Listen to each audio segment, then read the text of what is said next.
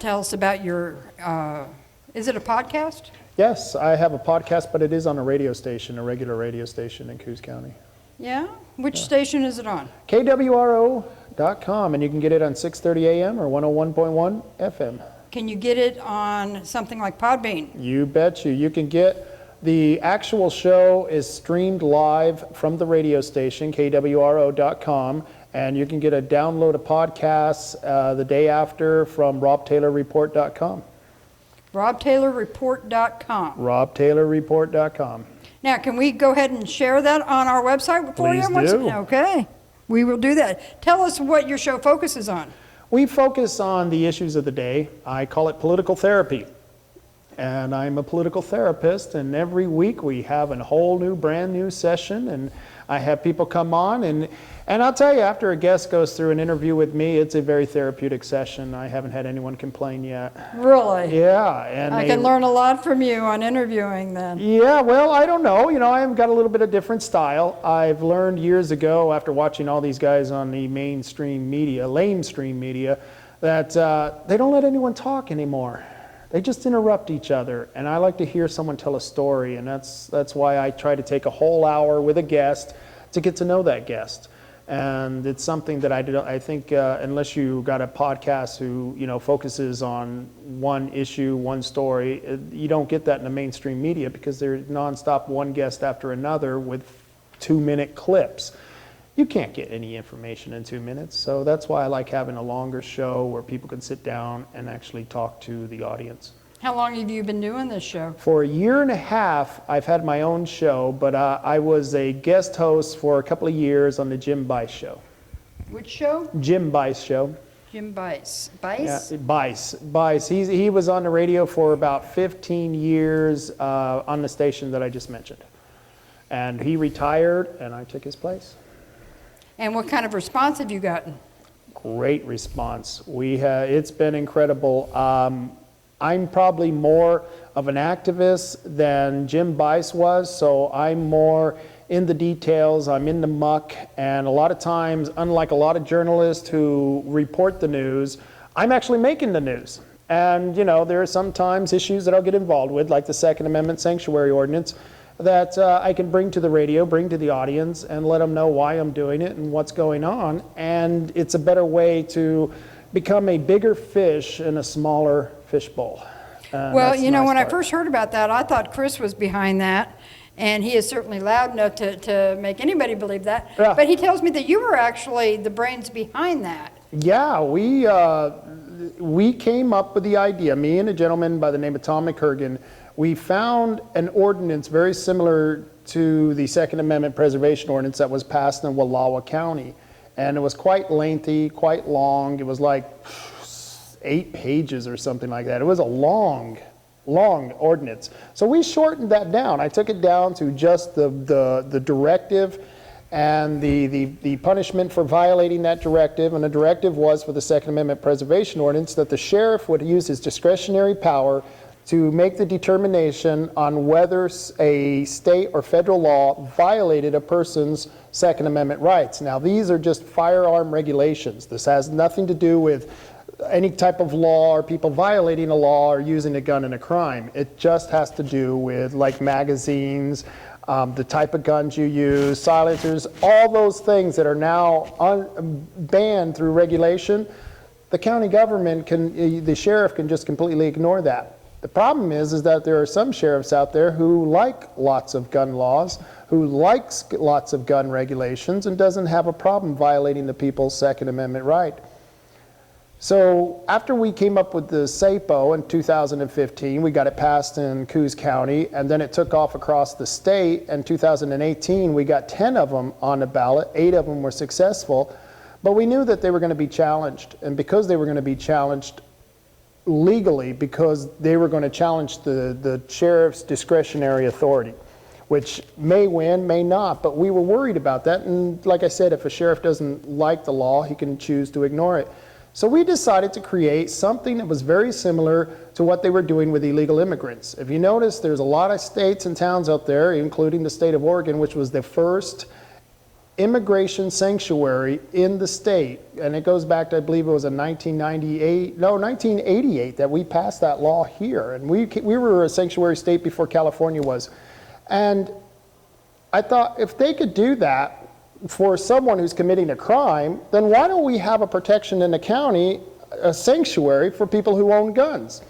And that's what we did. I went to the 10th Amendment Center, and I worked with a guy named Bolden, Michael Bolden, who's the director of the 10th Amendment Center, because the 10th Amendment has to do with states' rights. Well, I thought, well, why couldn't we take that states' rights and go down to the county level? And so we used this thing called the anti-commandeering principle. What the anti-commandeering principle is, or the anti-commandeering doctrine, what that states is that any county or city that finds any state or federal law that is so repugnant and so unconstitutional that they should have a right to decide whether they want to put resources and manpower towards upholding that law. And this is something that came from the Federalist Papers number 46. It was written by John Adams, and he talks about this, and it's called the anti-commandeering doctrine, that no state or federal government can force a county or a city to take its resources and use it on things that are going to violate its citizens' rights. And John Adams talks about, or Madison talks about, how we need to stand up, and if you can't stand up on a state level, then you have to stand up on the city or the county level. I mean, if you have to protect your rights, those are the next viable sources that you can use to protect those rights. And so we created the Second Amendment Sanctuary Ordinance, which gives a directive to the county bypassing the sheriff, and it gives a directive to the county stating that the county will no longer use any resources or manpower to uphold state or federal laws. And if they violate that, and this is what makes our law unique, if they violate that, it's a $2,000 fine per person, $4,000 for the agency, and it's a Class A misdemeanor, which is what right now is partly what they're asking for from the Black Lives Matter movement. They're asking for officers to have some of their liability for not being sued removed. Well, our law does that if they violate your Second Amendment right. So we've actually were ahead of the curve when we put this penalty into the Second Amendment Sanctuary Ordinance, so that any sheriff that goes out there and decides to uphold state and federal regulations that are violating our rights, they're going to have to face a fine for it. Right. And it's plain in black and white in the ordinance. So you think this is, what, in line with the Black Lives? No, I don't think it's that it's in line with the Black Lives Matter, but what they wanted is they want to be able to reduce the indemnity of officers. Officers right now cannot be sued for some of the acts that they commit, and I forget the exact term for it, but it's a liability. Immunity of some sort. Yes, they have an immunity, and so they're immune to these types of lawsuits. Well, if you create a law that puts it in there, puts the punishment in there, they're no longer immune to it. Right. And that's what makes our ordinance much more unique than the resolutions, the Second Amendment sanctuary resolutions that are being passed in other states. And by the way, our Second Amendment sanctuary ordinance that was written for Coos County is the template that Gun Owners Association of America has been using for all those resolutions in other counties. Yeah, we have a resolution that was passed in our county in Idaho, but in my opinion had no teeth because it didn't have the penalty in there, and it didn't say you can't use our resources, and it was just basically, we support guns, we don't want y'all to violate, and that was about the extent of it, which I didn't understand why that was important. That I can tell you why. Why? When you make a officer eligible for being sued, it affects their collective bargaining with the police union. And in fact, that's one of the 4 reasons. They can only deny us for 3, but we actually got denied for 4 reasons in Douglas County. And the 4th reason was because it would affect their collective bargaining powers. And of course, I explained to the attorney that my rights are not predicated on your collective bargaining authorities. That's not something that my rights are even predicated on. So I don't care if it messes with the union. And it will mess with the union because officers don't want it. People don't want to go to work and then face the consequences for what they think is doing their job. But if you're violating people's rights, you should face a consequence. And you know, I gave the example of when I had to sue the city of Bandon. If I wouldn't have sued them, they would have been able to get away with breaking the charter because there was no penalty in the charter for violating it. And if you had penalties in these charters saying that if you violate the charter, it's going to be a Class A misdemeanor, and it's going to be a $2,000 fine, and you would find out that city councilors would then obey the law to the letter of the law. I want to ask you more about these charters. Yes. This is something that's new to me, actually. Is this something unique to Oregon? It's unique to several states. I don't know exactly how many states in the union have a charter home rule amendment in their charters. And that's what it's called, the home rule amendment, where each county can have their own home rules, meaning rules that are on the same par as the state constitution. And the problem with it is that a lot of times if you create all these protections in your county, that you'll find that the county commissioners have a harder time getting federal and state grants, and that's why politicians don't like or want to create laws that actually protect our rights, because if they did, then there would be some criteria that they wouldn't be able to get certain grants from the federal government or from the state government. And so a lot of times you'll find out it's more the politicians who just don't want to do it because they get too much money from the other larger governments. But then again, those governments are pulling the strings. And I don't want them There's pulling always the a strings. string. And there's always a string attached. So, you know, I'd rather have a county that has to go without federal or state money as long as I'm having my rights protected. My rights are invaluable, so there really is no money, the amount of money they could ever offer me for it.